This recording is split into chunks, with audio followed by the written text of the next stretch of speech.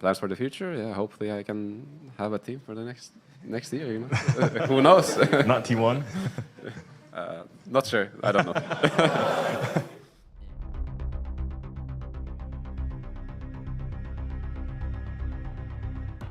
Topson, how was it for you, the finals? That was a great comment.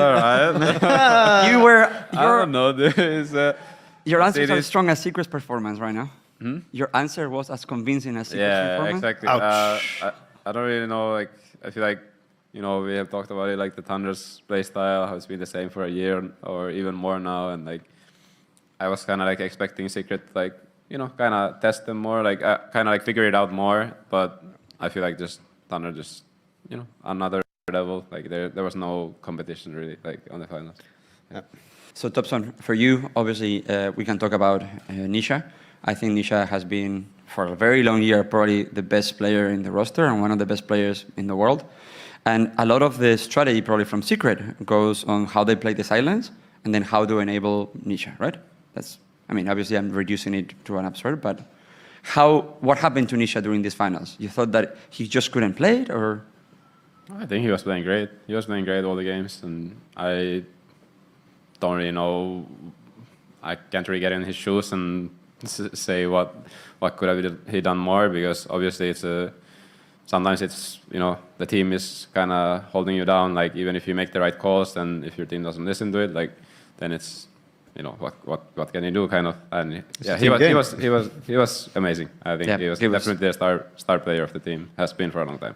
I agree. I think the one fight where Sai got popped right away, and then they still decided to take the fight on the triangle. That was like the one that kind of like the big throw of the game. Yeah. And I think this game, like, they just have to kind of, you know, they were maybe too eager to keep fighting and stuff. And if the Matu gets his nullifier, I think the game just kind of gets super easy. Yeah. I mean, they needed the nullifier. Yeah, but it just came like way too late. They already lost like a couple of fights, and then he gets it, and then he just like ends up dying to some random ends or That's maybe one of the moments where, wow. That's maybe like one of the moments where in Dota too high energy might play against you. Maybe that's what happens. Just too much energy, too much chaos. That's been the storyline for Liquid. Correct. Right? That's exactly what we're talking about. What's your finish read, Topias? I don't know. Like, what's the finish rate? I don't know. Probably he just wants to chill. Like maybe he does the same as yesterday. He realized like, oh wait, maybe the competition is too fun, and then eventually comes back. But even yesterday, he's not just coaching. Like he's not playing anymore. But can't really tell. I don't know him that well. Okay. Yeah. Fair enough. So talking about people coming or leaving retirement. Topias, what's up with you? It's just I don't know. It's a normal conversation. Just I don't know. I think everyone that I meet in there right now, where is Topias going? You tell me. I don't know. I don't know. Back to SCA. Hopefully you. Yeah, hopefully that's my dream, I guess. So we're going to announce to everybody that next year, EU is going to have 25 slots because everybody's coming to EU. I've heard South American players coming to EU. I heard about even Chinese players as much as me. Seriously? Yes, that they want to come to EU, North American players that want to come to EU. So I don't know. Oh, the pubs are going to be crazy also then if that really goes through. I think I'm from the nerdy part. Go ahead. Sorry. It's just like maybe a few words about Skitter, because I feel like it's his first TI, or am I mistaken with that? Audience? I say yes. Yeah, I think so. Yeah. It's his first TI, you know? Yeah. Like, tell me, how is that? Maybe he can be your friend. Like, do you have each other on Steam yet? You guys have like a WhatsApp group of like the Royal Roaders. Need to make sure he doesn't win next year, guys. That's the whole point of you coming back? Maybe.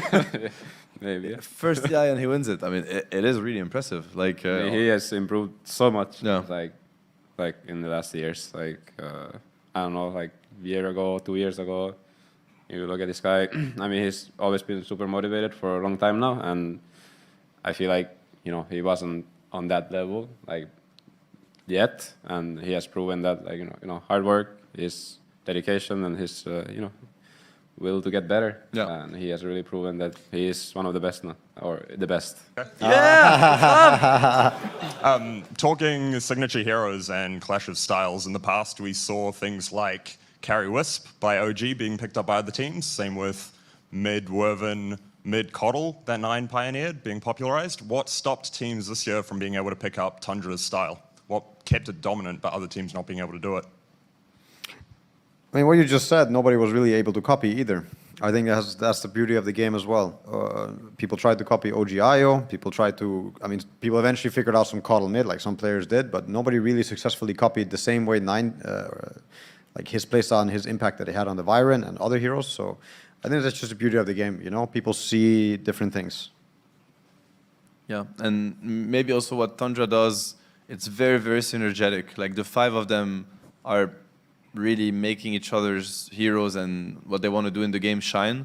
So you'd need the entirety of the team to grasp it as well and copy it.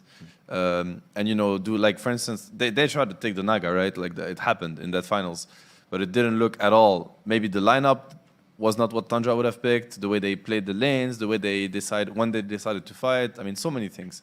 It's just really hard, really, really hard to make it happen. It happens to a lot of teams. I mean, yeah, I remember TI8 times or TI9 or Topios was doing certain things. A lot of teams try to copy it.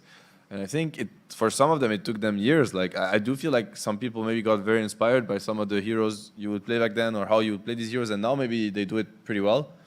But yeah, when you have to adapt in a tournament, it's tough.